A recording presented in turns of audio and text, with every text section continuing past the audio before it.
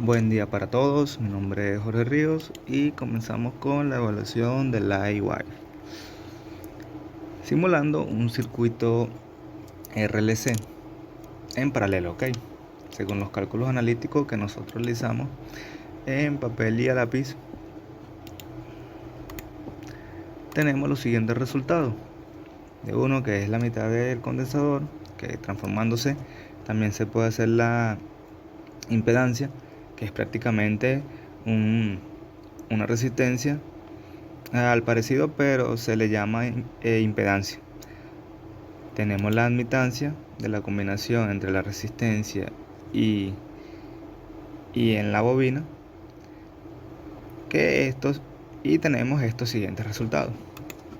Ok, ahora vámonos a la iWave. La iWave nos dice que tenemos que instalar el circuito anterior. Ok, por lo tanto nosotros vamos a insertar primeramente un generador de señales, que va a ser nuestra fuente de poder en este caso. Ok, ahora bien, vamos a realizar ahora nuestro circuito completo. Vamos a insertar un condensador, okay, en paralelo a la fuente. Vamos a revisar la resistencia acá y un inductor, que es la bobina. Ok, ahora vamos a realizar las conexiones. Positivo iría aquí al positivo del condensador y el condensador iría al negativo de la fuente. Ok, ahora vamos a hacer las conexiones en paralelo. Ok, ahora vamos a combinar los valores. Según nuestros datos tenemos que la fuente tiene que ser 120 voltios. El offset no tiene la frecuencia, debería ser 60 Hz, pero la gráfica dejamos 60 Hz, no se va a apreciar cómo actúa la señal de entrada. Por lo tanto lo vamos a dejar en 1 Hz, sabiendo que en realidad en la vida real no es 1 Hz, sino 60 Hz, pero lo vamos a dejar allí, en caso de práctica solamente. Y acá vamos a ponerle un ángulo de fase de menos 30 de fase. Ahora bien, acá no nos deja poner el positivo, sino que lo tenemos no nos deja poner el negativo, sino que tenemos allí el positivo. También podríamos de repente poner 210 grados, o simplemente lo que nos dice el anunciado, que es seno de 60 grados. Ok, pero de igual manera nuestros cálculos no utilizamos la fase, pero no le aplicamos mucha importancia a ellos. Ok, vámonos al condensador. Dice que son 50 microfarads, la resistencia es de 20 ohmios. Ok, y la bobina es de 40 milihertz. Ok, ahora dice acá que debemos medir un osciloscopio. Osciloscopio del voltaje de la fuente. Ok, vamos a buscar los aparatos de medición. Vamos a colocar acá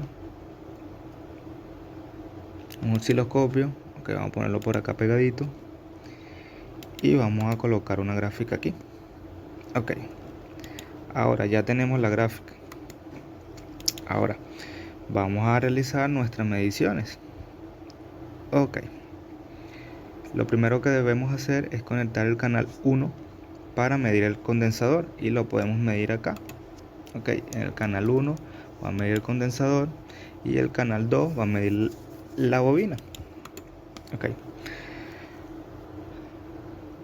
ahora vamos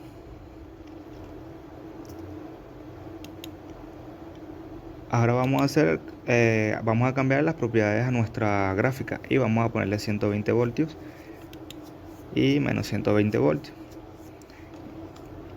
Des en cuenta que en el canal 1 va a ser para el condensador del color rojo y el canal 2 va a ser para el inductor, es decir, la bobina, con el color azul. Ok, ahora comenzamos nuestra simulación. Ok, vamos a agrandar aquí la imagen. Ok, nos damos cuenta que el voltaje del condensador es aproximadamente 120 voltios, casi llegando a 120 voltios. Y el voltaje del inductor, que es la parte azul, es de casi 0 voltios. El del capacitor es de 120 voltios. Ok, comparamos nuestros cálculos que nosotros realizamos. Solo tenemos que el voltaje del condensador es de 120 voltios menos 30 grados de voltios. Ok, entonces nos damos cuenta el por qué la fuente y el condensador están en paralelo.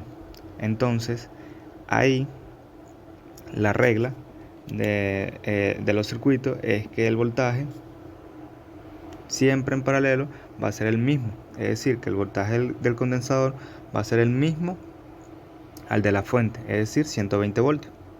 Ok, ahora el del inductor, nosotros tenemos acá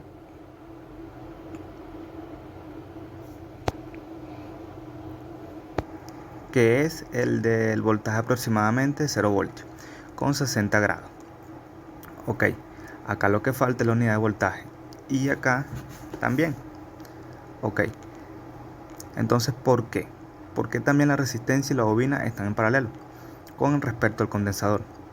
Por lo tanto, el voltaje entre la resistencia y la bobina, o sea, esta parte de acá, estos dos puntos, va a ser igual al voltaje del condensador, pero el voltaje de la bobina y el voltaje de la resistencia se tienen que sumar para llegar a eso. Ahora bien, según nuestros cálculos, la resistencia, la corriente que pasa por la bobina es de 6 amperios. Pero si nosotros calculamos el voltaje de la resistencia, va a ser aproximadamente 120 voltios. ¿Por qué? Porque la ley de Ohm, el voltaje de la resistencia 1 va a ser igual a la intensidad que pasa por ahí, que es la intensidad del L1 por la resistencia. Por lo tanto, 6 por 20, que es el valor de la resistencia, va a ser igual a 120. Por lo tanto, el voltaje va a ser igual a 120 aproximadamente, porque siempre va a haber un voltaje residual en la bobina. Por lo tanto, la bobina, aunque parece ser 0 voltios, tiene un pequeño voltaje. Y es por eso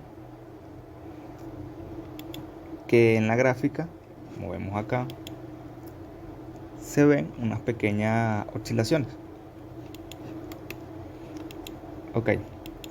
Unos pequeños picos de voltaje, prácticamente 0.